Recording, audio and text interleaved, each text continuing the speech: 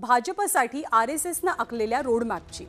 भाजपला आगामी विधानसभा निवडणुका जिंकवून देण्यासाठी भाजपची मातृसंस्था पुढे सरसावली आहे। लोकसभेतल्या दुराव्यानंतर आता भाजप आणि संघ महाराष्ट्र विधानसभेसाठी एकत्र काम करताना दिसतील। संघाचा सक्रिय सहभाग नसल्यानं महाराष्ट्र लोकसभा निवडणुकीत भाजपला प्रचंड मोठा फटका बसल्याची चर्चा रंगली। पण आता महाराष्ट्रातली सत्ता राखण्यासाठी आणि भाजपला मदत करण्यासाठी संघ दक्ष झालाय। आगामी निवडणुकांसंदर्भात भाजप आणि संघाच्या बैठका पार पडल्यात आणि प्रत्येक विधानसभा मतदारसंघात समन्वयासाठी आरएसएसच्या एका प्रतिनिधीची नियुक्ती करण्याचा निर्णय झालाय। आरएसएसचा थेट पाठिंबा मिळाल्यामुळे भाजपला महाराष्ट्र विधानसभा निवडणुकीत फायदा होईल अशी शक्यता व्यक्त होते। संघाची साथ भारतीय जनता पार्टीसाठी नेहमीच फायद्याची ठरलेली आहे, कारण दोन्ही संघ आणि भाजप या दोन्ही सांस्कृतिक राष्ट्रवाद जोपासणाऱ्या संघटना आहेत, संस्था आहेत आणि दोघांचंही काम एकमेकांना पूरक आहे। म्हणून संघाने जी मदत भारतीय जनता पार्टीला वेळोवेळी केलेली आहे, मार्गदर्शन केलेलं आहे, त्याचा फायदा भाजपला प्रत्येक वेळी झालेला आपण पाहतोच आहोत। तर महाराष्ट्र विधानसभेसाठी भाजपची संपूर्ण रणनीती ह्या संघ ठरवत असल्याची माहिती आहे। या रणनीतीचे काही प्रमुख मुद्दे असे आहेत। राज्यातल्या 288 विधानसभा मतदारसंघात संघाचा एक समन्वयक मतदारसंघाचं डे टू डे रिपोर्टिंग करेल। दुसरा मुद्दा, 288 मतदारसंघांमध्ये समन्वयक हिंदुत्व ते ओबीसी या मुद्द्यावरती दररोज जनजागृती करतील।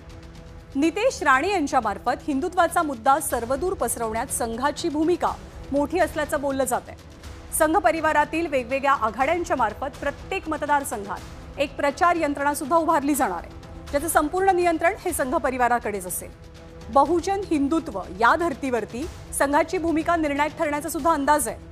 तर हिंदू म्हणून एकाच छताखाली राज्यातला दलित, माळी, तेली, लिंगायत, धनगर, आदिवासी, मराठा अशा सगळ्याच जातींना एकत्र आणण्यासाठी संघाने तयारी केली आहे।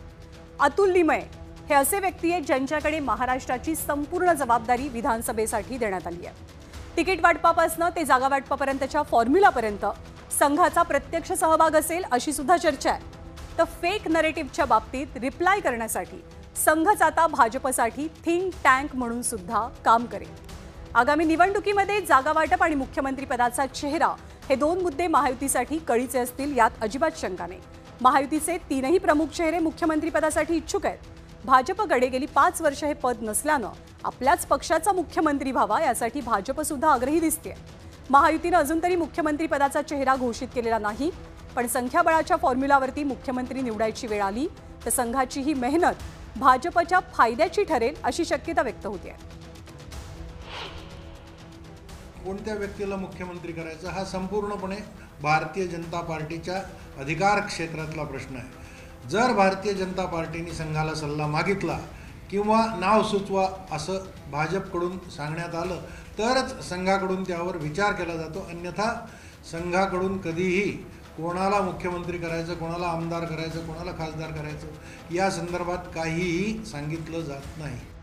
सध्या महाराष्ट्र भाजपसमोर अडचणींचा डोंगर उभा असल्याचं चित्र आहे। एक, मराठा आरक्षणाच्या मुद्द्यावरनं झालेली कोंडी फोडण्याचं मोठं आव्हान सरकारसमोर आहे। लोकसभेत खास करून मराठवाड्यात बसलेला फटका, मतांचा फटका भाजपसाठी चिंता वाढवणार आहे।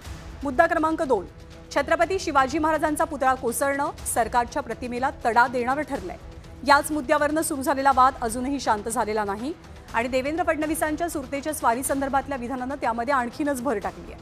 मुद्दा क्रमांक 3, राज्यामध्ये महिला अत्याचारांचं प्रमाण वाढलंय आणि बदलापूरच्या घटनेमुळे सरकार विरोधात मोठा रोषही पाहायला मिळतो। मुद्दा क्रमांक 4, अजित पवारांसोबत भाजपची झालेली सलगी राज्यातल्या जनतेनं पॉझिटिव्हली घेतली नसल्याचं चित्र दिसतं।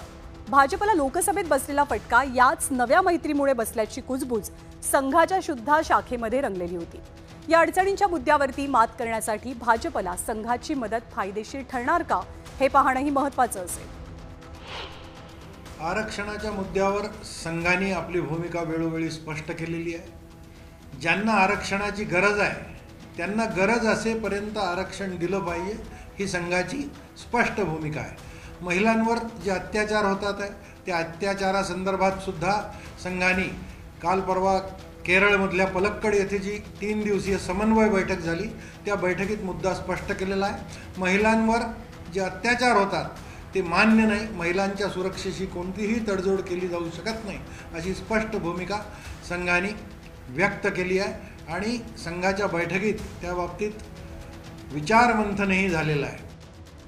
तर संघ हा राजकारणात कधीही उघडपणे सक्रिय नसतो, पण भाजपसाठी निवडणूक फिरवण्याची ताकद संघ ठेवतो.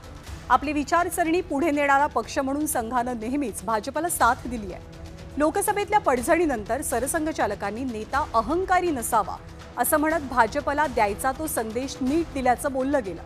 लोकसभेदरम्यान आलेला दुरावा विधानसभेत दोनही बाजूंनी दूर केल्याचं सध्याचं चित्र आहे. संघाच्या साथीचा आणि नेटवर्कचा महाराष्ट्र भाजपला आगामी निवडणुकीत कसा फायदा होतो हे पाहावं लागेल.